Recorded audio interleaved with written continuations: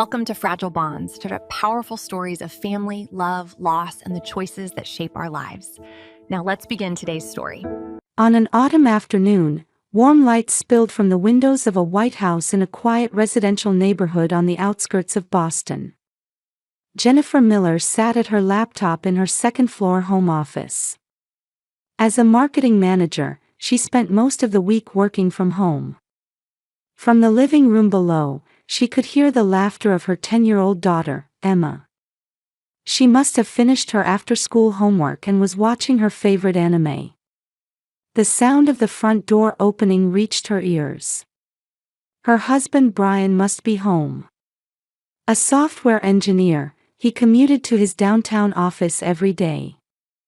Coming down the stairs, Jennifer found Brian loosening his tie as he sat on the sofa, gently patting Emma's head. "Welcome home, Dad." "I'm home, Emma. How was school today?"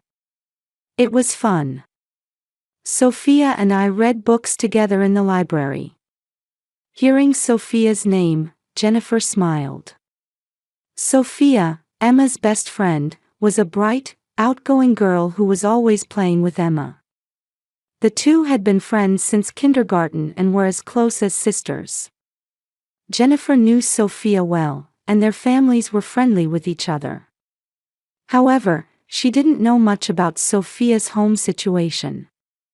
She only saw Sophia's mother occasionally at school events and had heard that she'd remarried 3 years ago, but there hadn't been opportunities to talk beyond that. While preparing dinner, Jennifer observed her daughter. Lately, Emma seemed a bit down. Usually she would talk enthusiastically about school, but over the past few weeks, she'd become quieter. She'd been waking up several times during the night, and her appetite wasn't what it used to be. "Emma, is something wrong?" "No, nothing." Her daughter smiled, but the smile seemed forced somehow.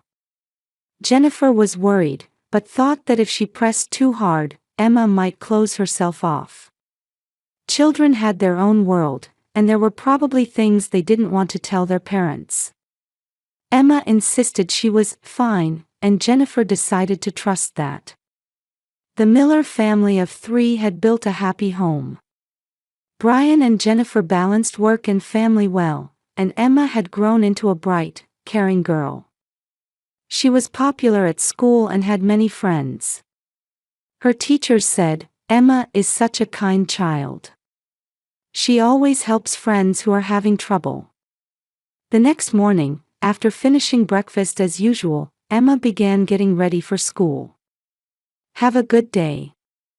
"I'm off." Emma shouldered her backpack and headed out the door. Watching her go, Jennifer felt something nagging at her. But she still couldn't figure out what it was. Brian finished getting ready for work too, putting on his suit and heading for the door.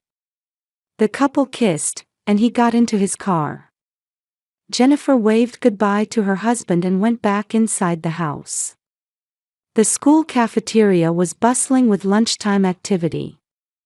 Emma and Sophia sat in their usual spot by the window, opening their lunch boxes.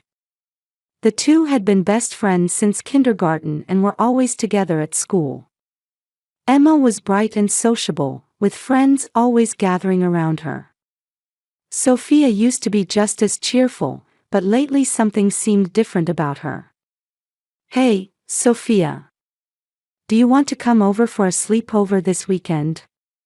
Mom said she's going to try out a new cake recipe." Emma made the suggestion cheerfully, but Sophia answered while looking down. "I might not be able to." "Why? You always used to come." "Dad." Sophia trailed off. Emma found it a bit strange but didn't press further. She hadn't heard much about Sophia's stepfather. Since Sophia's mother had remarried 3 years ago, Sophia's family life hadn't come up in conversation as much as before. Actually, Emma had noticed changes in Sophia for several months now. Sophia, who used to always be bright and laughing, would sometimes show a dark expression as if staring into the distance. During recess when they played together, she would suddenly fall silent. Emma had asked, "Are you okay?" several times, but Sophia always just answered, "I'm fine." Before the afternoon gym class began, it was time to change in the girls' locker room. The other girls were chatting with their friends as they changed into their gym clothes, but Sophia always changed alone in the corner. Emma had noticed this too. They used to change together, but at some point, Sophia seemed to be making sure no one could see her body. "Sophia, are you okay?" When Emma called out, Sophia hurriedly pulled at her clothes to cover herself. "I'm fine." But tears were welling up in Sophia's eyes. Emma wanted to say something but couldn't find the words. She didn't know what to do. It was obvious something was wrong with Sophia, but 10-year-old Emma didn't know what it was or how to help. After school, the two headed to a nearby park. The autumn wind was cold, and fallen leaves rustled underfoot. The park had swings and a seesaw, places where the two often played. But today, Sophia just sat on the swing, staring at the ground, not moving. "Sophia, what's wrong? Did something happen?" Emma sat next to her friend and spoke gently. Sophia was silent for a long time, but eventually said in a trembling voice, "Emma, can you keep a secret?" "Yes, I promise." Emma nodded seriously. Sophia bit her lip, tried to say something, then fell silent again. The wind tousled Sophia's hair, and tears ran down her cheeks. Emma took her friend's hand. "If you don't want to talk about it, you don't have to. But I'm on your side, Sophia." Sophia opened her mouth, trembling. "Dad comes to my room at night." Emma's heart began to race. She didn't fully understand what Sophia's words meant, but she knew something terrible was happening. "And then, he touches me. In weird places." Sophia's voice became almost inaudible. Emma gasped. "Did you tell your mom?" Sophia shook her head violently. "I can't tell her. Dad says, this is our secret. If you tell Mom, it will make her sad." "But, that's..." "Emma, don't tell anyone. Please." Sophia gripped Emma's hand tightly. Her hand was cold and trembling. "Actually, never mind. Forget it." Sophia stood up and wiped her tears. Emma tried to say something, but Sophia was already running away. Emma sat alone on the swing, confused. She wanted to help her friend. But she'd been told to keep it secret. What should she do? That night, Emma couldn't sleep. She tossed and turned in bed, staring at the ceiling. Sophia's trembling voice wouldn't leave her ears. Something terrible was happening to Sophia. But she'd been told to keep it secret. She'd always been taught that keeping a friend's secret was important. But this was different. Emma knew that. The next morning, when Emma saw Sophia at school, she looked even more tired than usual. She had dark circles under her eyes and her face was pale. She must not have slept last night either. During class, Emma kept looking at Sophia's profile. This couldn't go on. She had to do something. But what? Who should she tell? If she told Mom, would Sophia be angry? But if she stayed silent, what would happen to Sophia? During lunch break, Emma went to the library alone. She tried to search for something on the computer, but didn't know what words to use. The librarian was watching her with concern, but Emma didn't say anything. After school, Sophia said, "I can't go home with you today, and hurried off. Watching her go, Emma made a decision. I have to do something. I have to help Sophia. But how? Emma began walking slowly toward home. Inside that small head, a 10-year-old girl was desperately thinking about how to save her friend. On Wednesday afternoon, Jennifer was finishing up a proposal in her home office. Outside the window, the autumn sun was beginning to set, and the trees in the yard cast long shadows. Emma should have been in afternoon classes at school. Brian was probably in a meeting at the office. It should have been an ordinary, peaceful day. Suddenly, her cell phone rang. An unfamiliar number appeared on the screen. Thinking it might be a spam call, Jennifer answered anyway. Hello? Is this Jennifer Miller speaking? The woman's voice was polite but had a nervous edge to it. Yes, it is. May I ask who's calling? This is the front desk at St. Mary's OB/GYN. For a moment, Jennifer doubted her ears. OB/GYN? Why would an OB/GYN be calling? She wasn't pregnant, and she hadn't visited there recently. OB/GYN? There must be some mistake. No, there's no mistake. Your daughter Emma is currently at our clinic. The blood drained from Jennifer's hands. Emma? At an OB/GYN? Emma? What do you mean? She should be at school. The receptionist's voice continued carefully. Emma came to the clinic alone this afternoon. She asked us to examine her without telling her mother.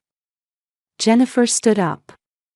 Her heart was pounding, and terrible scenarios raced through her mind. Had something happened to Emma? Her daughter went to a hospital alone. Why? Is Emma okay right now? What happened? Your daughter is safe. However, you need to come here immediately. The doctor would like to speak with you. I understand. I'll be right there. Jennifer hung up, grabbed her keys and wallet, and rushed out of the house. Her hands were shaking as she started the car. St. Mary's OB/GYN was about 15 minutes away by car. Jennifer hurried as much as she could while staying within the speed limit. Every time the light turned red, her anxiety grew. What had happened to Emma? An OB/GYN meant.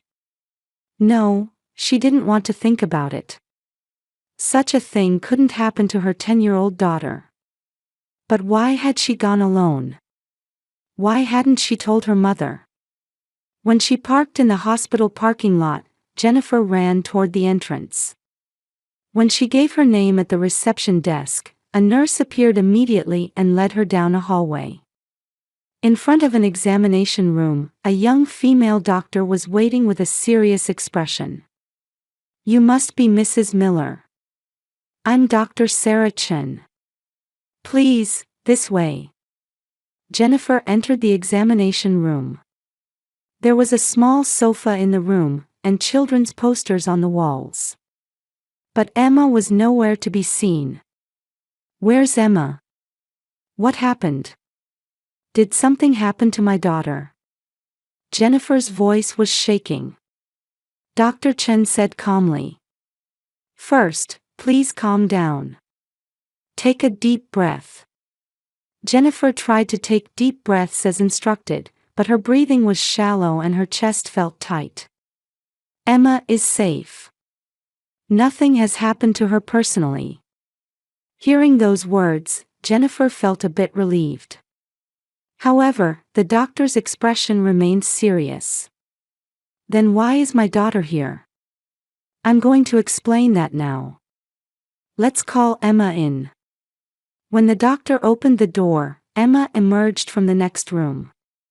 The moment she saw her daughter's face, Jennifer rushed over. Emma! Emma jumped into her mother's arms. Her small body was trembling. Jennifer hugged Emma tightly and buried her face in her hair. "Mom, I'm sorry." Emma's voice shook with tears. "What happened? Why did you come here alone?" "It's not me. It's Sophia." "Sophia?" Jennifer looked at Emma's face. Her daughter's eyes were swollen and red. "Sophia, with her dad." Emma couldn't continue. Dr. Chen quietly spoke up. "Mrs. Miller, please sit down. Emma came here to report something very serious about her friend Sophia." Jennifer sat on the sofa, holding Emma on her lap. The doctor sat in the chair across from them and began speaking, carefully choosing her words. "Emma says that Sophia is being sexually abused by her stepfather." It took several seconds to understand what those words meant. Jennifer gasped. Sexual abuse. According to Emma, Sophia has been receiving inappropriate contact from her stepfather for several months. And Emma says, "She told me not to tell Dad." That's Sophia's stepfather. Jennifer looked at Emma. Had her 10-year-old daughter been carrying such a serious matter alone? Emma was very brave. She came here alone to protect her friend. They had a sex education class at school, and she was taught, if someone does something bad to you, tell an adult. So thinking about Sophia, she decided to come here. Tears spilled from Jennifer's eyes. Pride in her daughter mixed with anger and sadness about what was happening to Sophia. "Mrs. Miller, we need to report this to the police immediately. Child abuse is a serious crime. We must protect Sophia as quickly as possible." Jennifer nodded.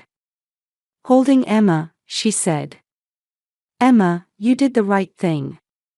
You were truly brave." Emma continued crying on her mother's chest. Jennifer held Emma on her lap, gently stroking her daughter's hair. Emma's small body trembled with tears. Dr. Chen quietly left the room to continue calling the police. "Emma, can you tell me everything? Tell Mommy." Jennifer looked at her daughter's face. Emma wiped her tears and began speaking in a trembling voice. "Sophia's been weird for months now. She always has this dark look on her face. So yesterday, we talked at the park. Sophia told me while crying." Emma paused and took a deep breath. Her stepfather comes to Sophia's room at night. And he touches her body. Even when Sophia says she doesn't like it, he won't stop. Jennifer bit her lip. Her chest felt like it would burst with anger and sadness. But right now, she had to focus on listening to her daughter. "Sophia says her stepfather told her, 'This is our secret. If you tell Mom, it will make her sad. So she can't tell anyone.' Sophia's mother doesn't know." Emma shook her head. "She doesn't know. Sophia says her mom is finally happy, and if she tells, it will ruin everything. So she stays quiet." A 10-year-old girl was hiding her own pain to protect her mother. That fact tore at Jennifer's heart. "Emma, why did you come to the hospital alone? You could have talked to me." Emma looked up at her mother. There was determination in her eyes. "At school, the health teacher gave us a lesson. She said, if someone does something bad to you, tell an adult. It's not wrong to do that." And I remembered Sophia. Sophia said, "Don't tell anyone," but this is what the teacher was talking about, the bad things, right? Jennifer nodded. "Yes, Emma. That's a very bad thing. So I came alone. Because Sophia said, 'Don't tell anyone,' and I thought if I told you, Mom, Sophia would be angry. Tears overflowed from Emma's eyes again. But I wanted to help Sophia. If things stayed like this, Sophia would. Jennifer hugged Emma tightly. Emma, you were truly brave. You did the right thing. I'm so proud of you. Just then, Dr. Chen returned to the room. The police are on their way. Could you confirm Sophia's address for me? Jennifer gave the address. Emma added, Sophia should be home now. 2 hours later, Jennifer's cell phone rang. It was from the police. Sophia had been safely protected. Her stepfather had been arrested. However, the details would be explained later. Jennifer and Emma left the hospital. In the car on the way home, Emma kept asking, Is Sophia angry? Each time, Jennifer answered, It's okay. You saved Sophia. The next day, the police contacted them and they visited the police station for questioning. There, they received a detailed explanation of Sophia's situation. Sophia's mother, Carol, had remarried 3 years ago. Her stepfather, David, had played the part of a good father on the surface. He attended school events and was known in the neighborhood as a kind, family-oriented man. However, 6 months ago, David had begun sexually abusing Sophia. At first, it was under the pretense of giving her a massage. It gradually escalated, and he began touching Sophia's body inappropriately. When Sophia resisted, David threatened her, saying, This is Daddy's way of showing love. It's a secret from Mommy. If you tell, it will make Mommy sad. Sophia kept quiet to protect her mother. Carol had struggled in her previous marriage and finally seemed to have found happiness. Her daughter didn't want to destroy that happiness. A 10-year-old girl was hiding her own pain for her mother's happiness. When the police arrived at Sophia's house, Sophia had just gotten home from school. David was working from home and was at his laptop in the living room. When the police knocked on the door, David came out looking suspicious. What's the matter? You're David Harrison, correct?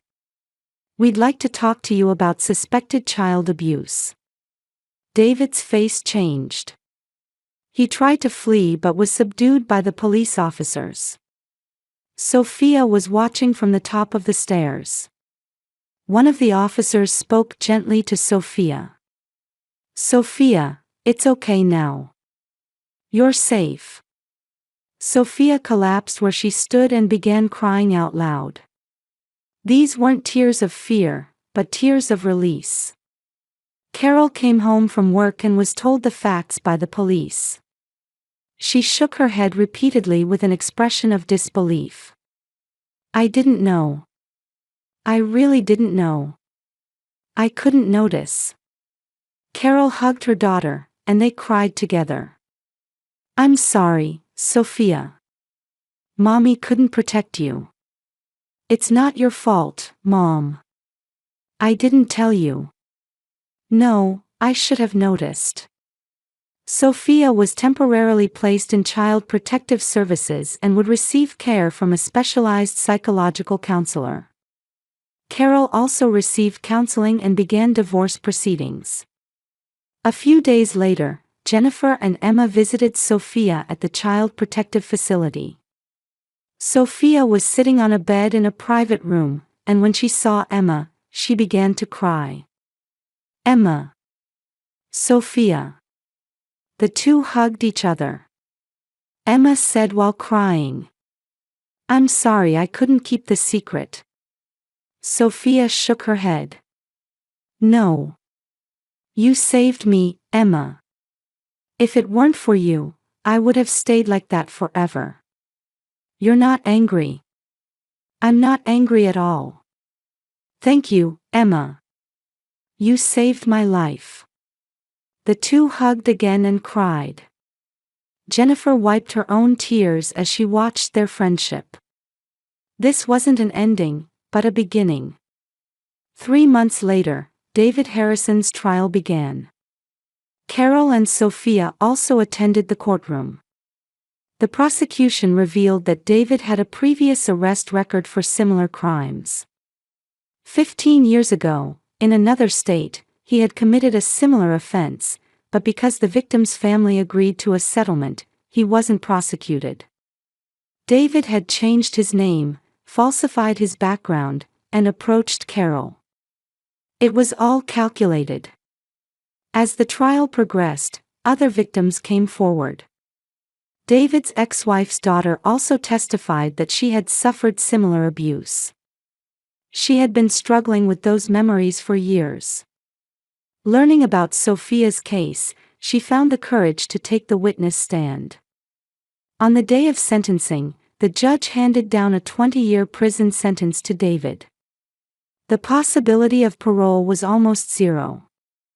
David listened to the verdict expressionlessly, but as he left the courtroom, he glared at Sophia in the gallery. But Sophia was no longer afraid. She held her mother's hand and looked straight ahead. Once in prison, David was immediately isolated from the other inmates. In prison, child sex offenders were the most hated. To protect himself, David was placed in protective custody.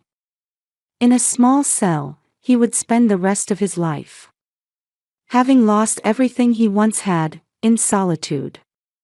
6 months later, Sophia was gradually recovering. Continuing sessions with a psychological counselor twice a week, she also returned to school. The first few weeks were difficult. She was self-conscious about her classmates' glances, and some days she couldn't concentrate in class. But Emma was always by her side. "It's okay. I'm here with you." Emma's words gave Sophia courage. Their friendship had become even deeper and stronger through this ordeal. Carol continued to support her daughter. The divorce was finalized, and she found a new job. While receiving counseling, she was dealing with her feelings of self-blame. One day, the counselor said, "You are a victim. Your daughter is a victim. Only the perpetrator is at fault." Those words gradually healed Carol's heart. Jennifer was proud of Emma's courage. Her daughter had accomplished something many adults couldn't do. One night before bed, she said to Emma, "Emma, you were brave. You saved Sophia's life." Emma tilted her head. "I just did the right thing. It's natural to protect your friends, isn't it?" At those pure words, tears overflowed from Jennifer's eyes. A 10-year-old girl had taught the world something important. Silence can sometimes enable abuse. Speaking up can save someone's life. A year later, Emma and Sophia entered middle school. The two were still best friends and always together. Sophia gradually regained her smile, and her former brightness was returning. It would still take time to heal completely. But she was walking forward. One day, Sophia participated in a lecture on child abuse prevention. There, she spoke about her experience. Many children and parents were listening. "I was saved by a friend. If Emma hadn't been brave, I might not be here today." At Sophia's words, the venue fell silent. If you or a friend is having something bad done to them, please tell an adult. Silence only helps the bad people.